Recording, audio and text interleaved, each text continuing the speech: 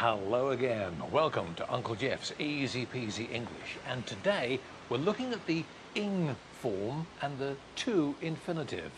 ing or to. Which do you choose and why? First of all, have a look at this sentence at the bottom of the screen. Paul lives in Berlin now. He likes there. Paul lives in Berlin now. He likes there. You've got two possible answers, an ing form and the to infinitive. Which one is correct? Is it living or is it to live? What do you think? Paul lives in Berlin now. He likes there. The correct answer is living. Why? Because an ing form has a continuous but temporary feeling to it.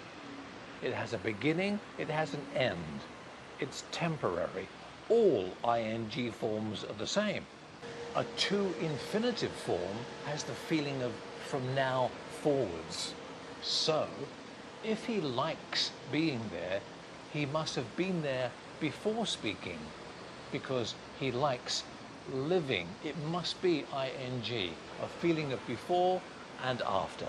A to infinitive is only from the moment of speaking forwards. So, Paul lives in Berlin now. He likes living there. Okay, next sentence. Have a look at this at the bottom of the screen. Are you looking forward on holiday?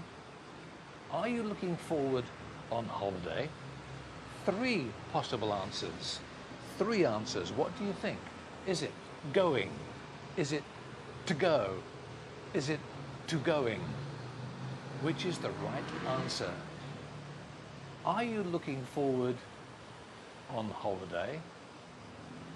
Are you looking forward to going on holiday?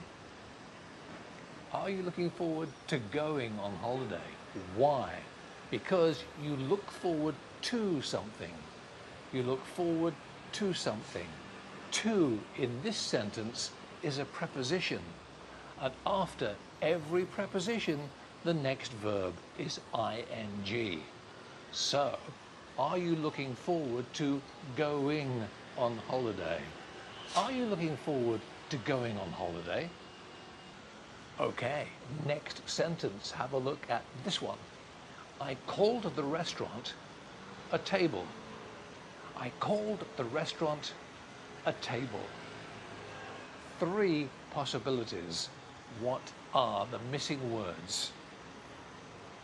To book, for book, for booking. What do you think? I called the restaurant a table. The answer is to book. I called the restaurant to book a table. Why? Because you called the restaurant. When do you want the table? In the future. It must be a to infinitive. I called the restaurant to book. I called the restaurant to book a table. Okay, one more. Look at this sentence. I know I locked the door. I clearly remember it. I know I locked the door. I clearly remember it. You have three possible answers. First one, locking. Second one, to lock. Third one, to have locked. Which do you think are the missing words? I know I locked the door. I clearly remember it. What's the right answer? I clearly remember locking it. I clearly remember locking it. Why? Two reasons. The first one, there's duration to the action. You've got a beginning and an end. You put the key in the lock, you lock, you take the key out of the lock. There's duration, you were locking the door. Second reason, it happened before now. So, if it happened before now, there's the element of ing. Again, in the past, it started.